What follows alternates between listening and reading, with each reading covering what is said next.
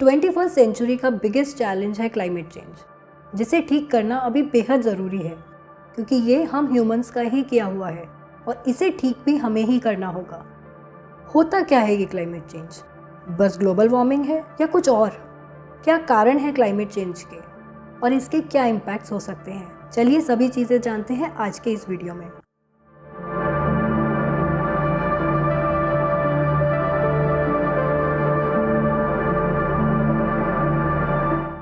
सबसे पहले हमें वेदर और क्लाइमेट का डिफरेंस समझना होगा।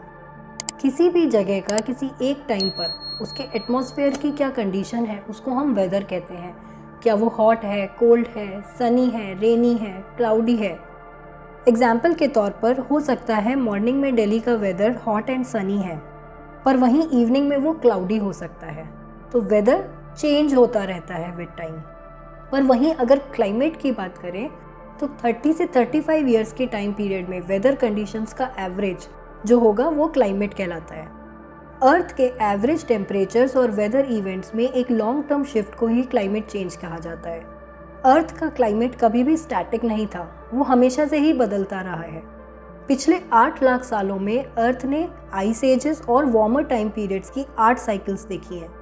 लास्ट आइस एज 11,700 साल पहले ख़त्म हुई थी और इसके बाद मॉडर्न क्लाइमेट एरा शुरू हुआ जिसमें ह्यूमन सिविलाइजेशन का डेवलपमेंट हुआ। और ये सभी क्लाइमेट चेंजेस की जितनी भी ये साइकिल्स हुई हैं अर्थ में आज तक, ये अर्थ के ऑर्बिट में छोटे छोटे वेरिएशन से होती थी जो कि अर्थ तक आने वाली सन की एनर्जी को इम्पैक्ट करता था। इसी से क्लाइमेट में चेंजेस आते थे। पर पिछले कुछ सालों में आए वार्मिंग ट्रेंड्स ह्यूमन एक्टिविटीज़ की ही देन है। 18th सेंचुरी के एंड से स्टार्ट हुए इंडस्ट्रियल रेवोल्यूशन ने क्लाइमेट में पिछले कुछ सालों में ऐसे चेंजेस ला दिए हैं जिन्हें अगर अभी ठीक नहीं किया गया तो ये डैमेज रिवर्स कर पाना बहुत मुश्किल हो जाएगा। अब ये तो सभी जानते हैं कि हम फॉसिल फ्यूल्स जैसे कि कोल और नेचुरल गैस को बर्न करते हैं जिससे पोल्यूशन हो रहा है और यही क्लाइमेट चेंज के लिए रिस्पॉन्सिबल है। पर क्या सिर्फ फॉसिल फ्यूल्स ही क्लाइमेट चेंज के लिए रिस्पॉन्सिबल है? आइए सब जानते हैं क्लाइमेट चेंज के कुछ कॉजेज़ के बारे में। सबसे पहला कॉज है क्लाइमेट चेंज का ग्रीन हाउस गैसेस। ये green house gases green house effect create करती हैं। ग्रीन हाउस इफेक्ट क्या होता है? ये एक नेचुरल फिनोमिना है जिसकी वजह से हमारी अर्थ हैबिटेबल हो पाई है। अगर ग्रीन हाउस इफेक्ट नहीं होता तो आज हमारी अर्थ इतनी ठंडी होती कि इस पर लाइफ कभी पॉसिबल ही नहीं होती। होता क्या है, सन से आने वाली शॉर्टर वेवलेंथ की हाई एनर्जी रेज अर्थ के एटमॉस्फेयर को पेनिट्रेट कर जाती हैं। अब इसमें से 30% एनर्जी अर्थ के एटमॉस्फेयर, क्लाउड्स और अर्थ के सरफेस से वापस से स्पेस में रिफ्लेक्ट हो जाती हैं और बाकी जो बचती है वो अर्थ का सरफेस एब्जॉर्ब कर लेता है।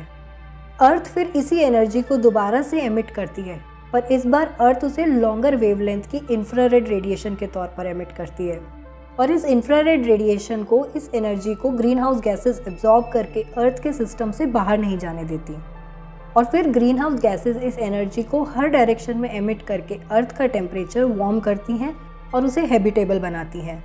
बट ह्यूमन एक्टिविटीज़ से ग्रीन हाउस गैसेस का कंटेंट एटमॉस्फेयर में इतना ज़्यादा बढ़ गया है जिससे ग्रीन हाउस इफेक्ट बहुत ज़्यादा होने लगा है और अर्थ अब कुछ ज़्यादा ही वार्म हो गई है। इस इंक्रीज टेम्परेचर को ग्लोबल वार्मिंग कहा जाता है जो कि क्लाइमेट में दूसरे चेंजेस ला रहा है जैसे कि heat waves, heavy rainfalls, droughts, wild Fyers और इनके इंसिडेंसेस पिछले कुछ सालों में लगातार बढ़ रहे हैं। ग्रीन हाउस गैसेस में अगर हम बात करें तो सबसे पहली है वाटर वेपर जो कि ग्रीन हाउस इफेक्ट का बिगेस्ट कंट्रीब्यूटर है। पर इसके लिए ह्यूमन एक्टिविटीज़ तो डायरेक्टली रिस्पॉन्सिबल नहीं है बट इनडायरेक्टली रिस्पॉन्सिबल हैं। पर कैसे? वो ऐसे कि कार्बन डाइऑक्साइड और दूसरी ग्रीन हाउस गैसेस के इंक्रीज से टेम्परेचर इंक्रीज हो रहा है जिससे रेट ऑफ इवेपोरेशन भी इंक्रीज होता है और एटमॉस्फेयर में वाटर वेपर कंटेंट बढ़ रहा है। पर ये वाटर वेपर्स वाटर साइकिल में एंटर होकर रेन या स्नो के रूप में वापस से अर्थ पर आ जाते हैं। इससे ज़्यादा प्रॉब्लम दूसरी green house gas carbon dioxide कर रही है जो फॉसिल फ्यूल के बर्निंग से रिलीज होती है।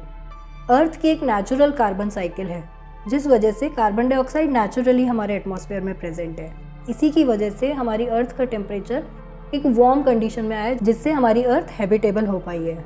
बट ह्यूमन एक्टिविटीज़ ने इसी साइकिल को डिस्टर्ब करके कार्बन डाइऑक्साइड का कंसंट्रेशन बहुत बढ़ा दिया है। डिफॉरेस्टेशन भी एटमॉस्फेयर में कार्बन डाइऑक्साइड कंटेंट बढ़ाने के लिए रिस्पॉन्सिबल है।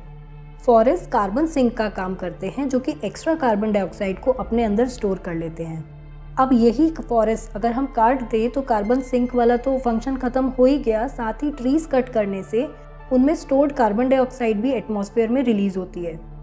पावर जनरेशन, इंडस्ट्रियल प्रोसेसेस और ट्रांसपोर्टेशन में यूज़ होने वाले फॉसिल फ्यूल्स के बर्निंग से भी कार्बन डाइऑक्साइड बहुत ज़्यादा मात्रा में निकलती है। ये तो हुई कार्बन डाइऑक्साइड की बात। तीसरी ग्रीन हाउस गैस है मीथेन। मीथेन क्या होता है, जो वेटलैंड्स में नेचुरली जो ऑर्गेनिक मैटर है, जब उसका ऑक्सीजन की एब्सेंस में बैक्टीरियल डिकम्पोजिशन होता है, उससे मीथेन रिलीज होती है। ये तो इसका नेचुरल सोर्स हुआ। अब दूसरा सोर्स होता है इसका कैटल्स, जैसे कि काओ, बफेलो, शीप, कैमल। ये सभी एनिमल्स अपने नॉर्मल डाइजेस्टिव प्रोसेस में मीथेन लार्ज अमाउंट में प्रोड्यूस करते हैं, और क्योंकि हम ह्यूमंस इन एनिमल्स को रेज करते हैं, इसलिए मीथेन एमिशन ह्यूमन इंड्यूस्ड है। वहीं नेचुरल गैस और क्रूड ऑयल के स्टोरेज, प्रोसेसिंग, ट्रांसमिशन, इन सभी प्रोसेसेस में भी मीथेन लीकेज होती है। हाउस होल्ड वेस्ट के भी डिकम्पोजिशन से मीथेन रिलीज होती है। ये तो हुए मीथेन के सोर्सेज। अब फोर्थ ग्रीन हाउस गैस है नाइट्रस ऑक्साइड। ये भी नेचुरली एटमॉस्फेयर में प्रेजेंट है, बट ह्यूमन एक्टिविटीज़ जैसे कि एग्रीकल्चर से इसका रिलीज बहुत बढ़ गया है। ह्यूमंस फार्मिंग के टाइम पर सिंथेटिक फर्टिलाइजर्स का यूज़ करते हैं, जो कि एटमॉस्फेयर में नाइट्रस ऑक्साइड को बढ़ाता है। वहीं फॉसिल फ्यूल बर्निंग से भी नाइट्रस ऑक्साइड रिलीज होती है। फर्टिलाइजर्स के प्रोडक्शन प्रोसेस में भी ये गैस रिलीज होती है। अगर हम पांचवी ग्रीन हाउस गैस की बात करें तो वो है फ्लोरिनेटेड गैसेस, जिनका ग्लोबल वार्मिंग पोटेंशियल बाकी सभी ग्रीन हाउस गैसेस के कंपैरिजन में बहुत बहुत ज़्यादा है। इनमें हाइड्रोफ्लोरोकार्बन्स, जिनको रेफ्रिजरेंट और फायर एक्सटिंग्विशर्स, एरोसॉल प्रोपेलेंट के तौर पर यूज़ किया जाता है, ये सबसे ज़्यादा पोटेंट ग्रीन हाउस गैस है। वहीं परफ्लोरोकार्बन्स, जो कि फ्लोरिनेटेड गैसेस में ही आता है, ये एल्यूमिनियम प्रोडक्शन और सेमीकंडक्टर मैन्युफैक्चरिंग में रिलीज होती है। फ्लोरिनेटेड गैसेस की लाइफ बहुत ज़्यादा होती है और वो इजीली एटमॉस्फेयर में डिस्ट्रॉय भी नहीं होती हैं। इसी वजह से ग्लोबल वार्मिंग पोटेंशियल इनका सबसे ज़्यादा होता है। ये तो हुआ ग्रीन हाउस गैस के बारे में, जो कि क्लाइमेट चेंज का मेन कॉज है।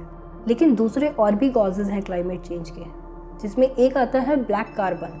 ब्लैक कार्बन कुछ सॉलिड पार्टिकल्स होते हैं जिन्हें हम सूत भी बोलते हैं। ये black carbon biomass burning, diesel exhaust, इनसे रिलीज होते हैं। ये सनलाइट को एब्जॉर्ब करके अर्थ को हीट करते हैं। साथ ही स्नो या ग्लेशियर्स पर डिपॉजिट होने से ये एक तो ग्लेशियर्स का एल्बिडो यानी आइस की सनलाइट को डिफ्लेक्ट करने की कैपेसिटी को कम कर देते हैं। दूसरा, ये हीट एब्जॉर्ब करके आइस और स्नो की मेल्टिंग को भी बढ़ा देते हैं। तीसरा कॉज है क्लाइमेट चेंज का लैंड यूज चेंजेस। बढ़ती पॉपुलेशन के लिए बढ़ती डिमांड है फूड एंड होम। इसके लिए अवेलेबल लैंड को एग्रीकल्चर या दूसरे यूजेस के लिए डाइवर्ट करा जा रहा है। इसके लिए फॉरेस्ट कट किए गए और डिफॉरेस्टेशन कैसे ग्लोबल वार्मिंग के लिए रिस्पॉन्सिबल है, ये मैं आपको पहले बता चुकी हूँ। एग्रीकल्चर से भी ग्रीन हाउस गैसेस का इमिशन बढ़ता है और इन सभी का अल्टीमेट इम्पैक्ट क्लाइमेट पर ही आता है। चौथा कॉज है सोलर एंड वॉल्केनिक एक्टिविटीज़। ये नेचुरल कॉजेज़ हैं जो अर्थ के क्लाइमेट को इम्पैक्ट करते हैं।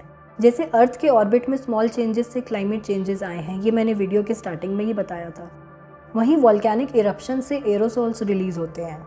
ये एरोसोल्स टाइनी पार्टिकल्स होते हैं जो सन से आने वाली एनर्जी को वापस स्पेस में डिफ्लेक्ट कर देते हैं और इनसे कूलिंग इफेक्ट प्रोड्यूस होता है। और क्लाइमेट चेंज का एक और कॉज है क्लाइमेट चेंज फीडबैक, यानी वो फैक्टर्स जो क्लाइमेट सिस्टम के इफेक्ट्स को इंक्रीज या डिक्रीज करते हैं। इसमें पहले आते हैं पॉजिटिव क्लाइमेट फोर्सिंग्स, जैसे कि green house gases, black carbon, deforestation. ये सभी वार्मिंग इफेक्ट को इंक्रीज कर रहे हैं, इसलिए इन्हें पॉजिटिव क्लाइमेट फोर्सिंग्स बोलते हैं। वहीं सल्फर रिच कोल या ऑयल के बर्निंग और वॉल्केनिक इरप्शन से लाइट एरोसॉल्स प्रोड्यूस होते हैं जो कि कूलिंग इफेक्ट देते हैं। क्योंकि ये कूलिंग इफेक्ट दे रहे हैं इसलिए इन्हें नेगेटिव क्लाइमेट फोर्सिंग बोलते हैं। पर ये तो हुए कॉजेज़। अब हम बात करते हैं क्लाइमेट चेंज से आने वाले इम्पैक्ट्स की। ये सभी इम्पैक्ट्स कहीं ना कहीं एक दूसरे से लिंक्ड हैं और इनमें सबसे पहले है increased cases of heat waves and wild Fyers. 2011 से 2020 वाला डिकेड अब तक का सबसे वार्म डिकेड रिकॉर्ड किया गया है और ऐसा एक्सपेक्टेड है कि हीट वेव्स की वजह से नंबर ऑफ डेथ्स आने वाले टाइम में इंक्रीज हो सकती हैं। दूसरा इम्पैक्ट जो क्लाइमेट चेंज का वो है सीवियर स्टॉर्म्स। हमारे जो ओशियंस हैं वो हीट अप हो रहे हैं और ओशन वार्मिंग से ट्रॉपिकल स्टॉर्म्स बढ़ रहे हैं। इंक्रीज टेम्परेचर से इवेपोरेशन रेट बढ़ गया है इससे एटमॉस्फेयर में वाटर वेपर कंटेंट ज़्यादा हो गया और एक्सट्रीम वेदर इवेंट्स जैसे कि हैवी रेनफॉल और फ्लडिंग होने लगी हैं। तीसरा impact desertification.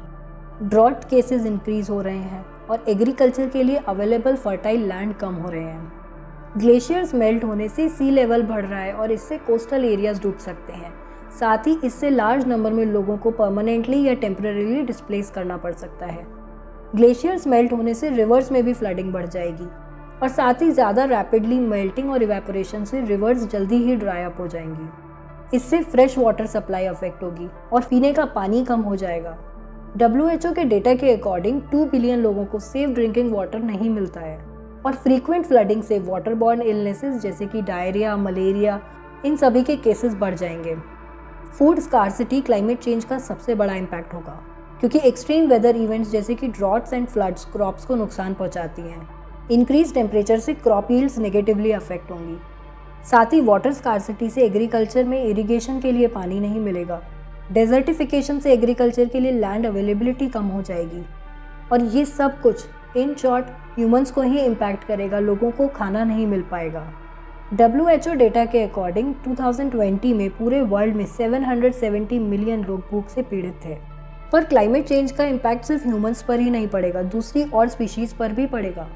Oceans usually atmosphere में प्रेजेंट कार्बन डाइऑक्साइड को एब्जॉर्ब कर लेते हैं, बट एटमॉस्फेयर में कार्बन डाइऑक्साइड की कंसंट्रेशन बढ़ने से ओशियंस भी ज़्यादा कार्बन डाइऑक्साइड एब्जॉर्ब कर रहे हैं, जिससे अब ओशियंस ज़्यादा एसिडिक हो रहे हैं।